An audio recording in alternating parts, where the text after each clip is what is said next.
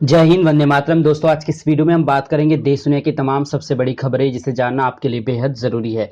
तो सबसे पहले हम बात करेंगे पश्चिम बंगाल में हिंसा को लेकर क्या सरकार जो है अपना रुख अपना रही है। जी हां दोस्तों, इस समय जो है जेपी नड्डा के ऊपर हुए हमले को लेकर ममता बनर्जी की सरकार को घेर लिया गया है केंद्र सरकार के द्वारा। जानेंगे इस खबर को विस्तार से इस वीडियो के अंदर। साथ ही आपको बताएंगे दिल्ली दंगों में किस प्रकार से जो है सीपीएम ने अपनी एक रिपोर्ट बनाई जिसमें अमित शाह को पूरी तरह से जो है बनाया गया है इसका निशाना। जानेंगे इस खबर को विस्तार से इस वीडियो के अंदर। साथ ही आपको बताएंगे नड्डा के काफिले पर हमला, पश्चिम बंगाल के डीजीपी और मुख्य सचिव को जो है गृह मंत्रालय ने समन भेजा है। जानेंगे इस खबर को विस्तार से इस वीडियो के अंदर। साथ ही आपको बताएंगे प्रधानमंत्री नरेंद्र मोदी ने आखिरकार तोड़ी अपनी चुप्पी किसान आंदोलन को लेकर, उन्होंने क्या कहा। जानेंगे इस खबर को भी विस्तार से इस वीडियो के अंदर। और अगर आप बेरोजगार हैं तो सरकार आपको दे रही है बहुत ही बड़ा ऑफर। जी हां दोस्तों, और साथ ही हम आपको बता दें कि सरकार ने किया है 21,000 करोड़ रुपए का जो है प्रावधान किन लोगों के लिए। जी हां दोस्तों, जिनकी पगार 15,000 से कम है। तो दोस्तों, अगर आपकी भी सैलरी 15,000 से कम है तो आपको जानना है इस खबर को विस्तार से, तो बने रहिएगा वीडियो के साथ। तो सबसे पहले हम बात करते हैं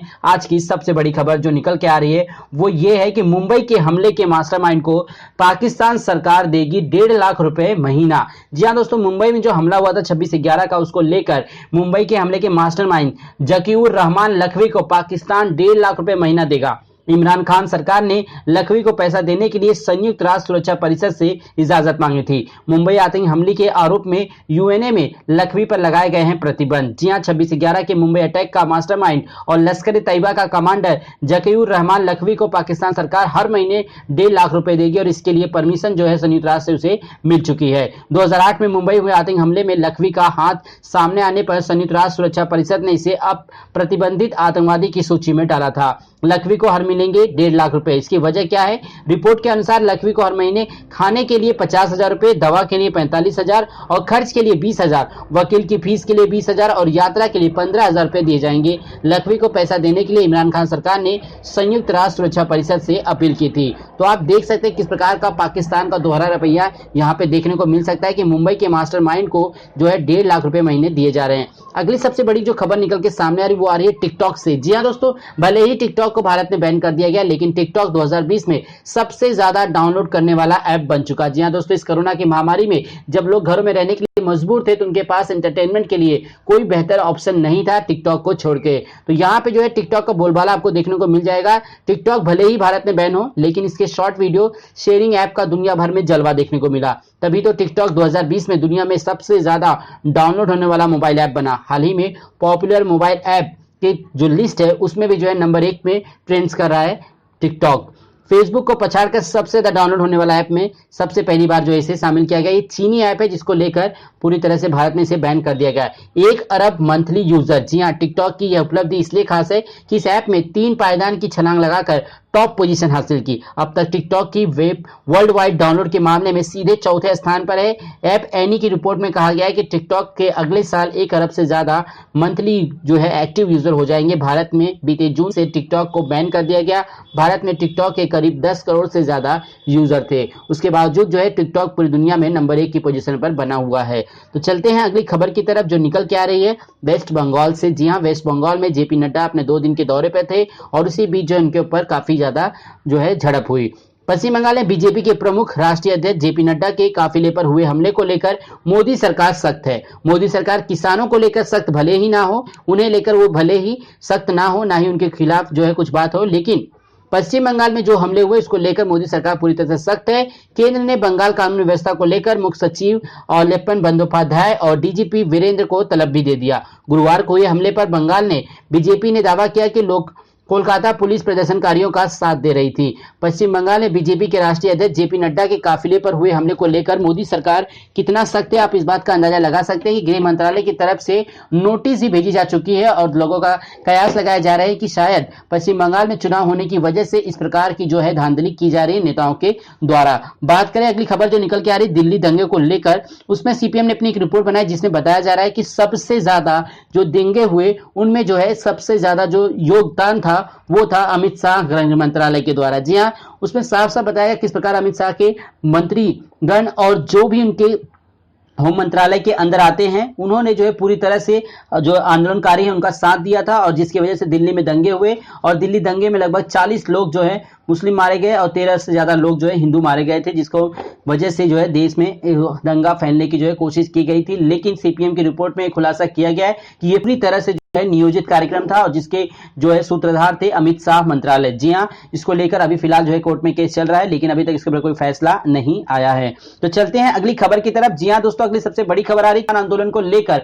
आखिरकार प्रधानमंत्री नरेंद्र मोदी ने 13वें दिन के बाद अपना उपवास तोड़ा। जी हां, बात कर रहे हैं उनकी चुप्पी को लेकर सभी सोशल मीडिया पर कई सवाल पूछे गए कि प्रधानमंत्री नरेंद्र मोदी तो कार्यक्रम में नजर आते हैं, चुनाव प्रचार में नजर आते हैं, रैलियों में नजर आते हैं, लेकिन जब किसान की बात आती है तो वो सिर्फ और सिर्फ भाषणों में नजर आते हैं। यानी कि जब किसान सड़कों पर 13 दिन बैठा हुआ है इस ठंड के मौसम में, जब सभी लोग अपने घरों में रजाई में छुपे हुए हैं, ऐसे हालात में जो है किसान देश का अन्नदाता सड़कों पर अपनी मांग मनवाने के लिए खड़ा है, तो प्रधानमंत्री नरेंद्र मोदी 13 दिन के बाद अपनी चुप्पी तोड़ते हुए ट्विटर हैंडल के माध्यम से लिखते हैं कि किसानों की जो है जो भी समस्या उसे सुनी जाए। जी हाँ, इसको लेकर सिर्फ उनका यही बयान था कि जो भी इनकी दलीलें हैं उन्हें सुना जाए, और उन्होंने कहा कि वो आंदोलन को और तेज ना करे क्योंकि सरकार उनसे बातचीत करने के लिए तैयार है और बहुत ही जल्द इसका हल निकाला जा सकता है। तो दूसरी तरफ कृषि मंत्री तोमर जी ने साफ साफ कहा है कि जब तक किसान आंदोलन खत्म नहीं कर देते तब तक जो है बातचीत सही ढंग से नहीं हो पाएगी। उनका मानना है कि किसान आंदोलन खत्म करे और सरकार से बातचीत करे, क्योंकि वो सरकार बातचीत करने के लिए तैयार है और लिखित में पूरी तरह से आश्वासन देने को तैयार है। लेकिन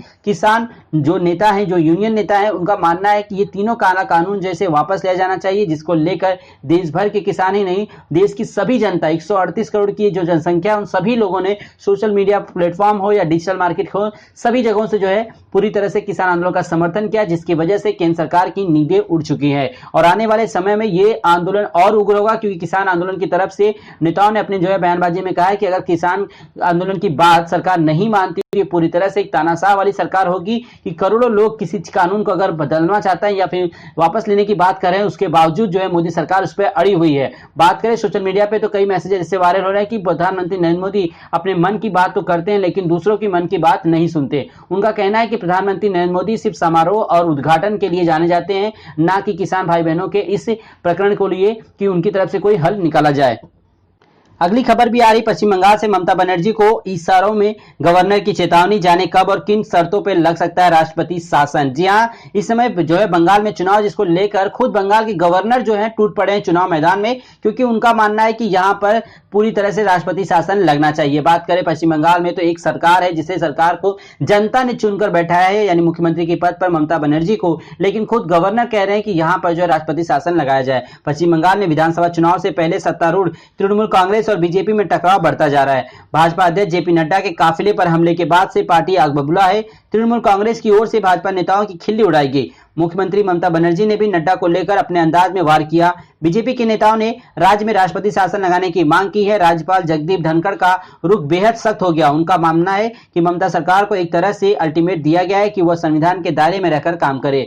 धनखड़ ने शुक्रवार को कहा कि अगर संविधान का पालन नहीं हुआ तो उनकी भूमिका शुरू हो जाएगी। इशारों में ही सही, लेकिन धनखड़ ने राष्ट्रपति शासन की चेतावनी तो दे ही दी। गवर्नर ने केंद्र की एक रिपोर्ट भेजी है जिसमें राज्य की कानून व्यवस्था पर गंभीर सवाल खड़े किए गए हैं। मगर क्या राष्ट्रपति शासन के लिए इतना काफी है? कैसे और किन परिस्थितियों में मिल सकता है राष्ट्रपति शासन की घोषणा, जानते हैं इसके बारे में। जी हां दोस्तों, सबसे पहले बता दें आपको कि अनुच्छेद 356 में राष्ट्रपति शासन की व्यवस्था की गई है, यानी कि राष्ट्रपति चाहे तो किसी भी राज्य की पूरी पावर अपने हाथ में ले सकता है। तो भारत के संविधान का अनुच्छेद 356 राज्य में संवैधानिक तंत्र के विफल हो जाने की दशा में क्या किया जाए यह बताता है। अगर राष्ट्रपति को लगता है कि राज्य की सरकार ठीक तरह से काम नहीं कर पा रही है तो राष्ट्रपति शासन लगाया जा सकता है। ऐसा जरूरी नहीं कि राष्ट्रपति जज उस राज्य के राज्यपाल की रिपोर्ट के आधार पर यह फैसला ले। यह अनुच्छेद एक साधन के है जो केंद्र सरकार को किसी नागरिक अशांति जैसे कि दंगे जिनसे निपटने के लिए राज्य सरकार फेल हो रही है की दशा में किसी राज्य सरकार पर अपना अधिकार स्थापित करने में सक्षम बनाता है। तो यहाँ पर सिर्फ एक छोटे से यानी कि झगड़े की वजह से यहाँ पे बीजेपी और तृणमूल कांग्रेस के बीच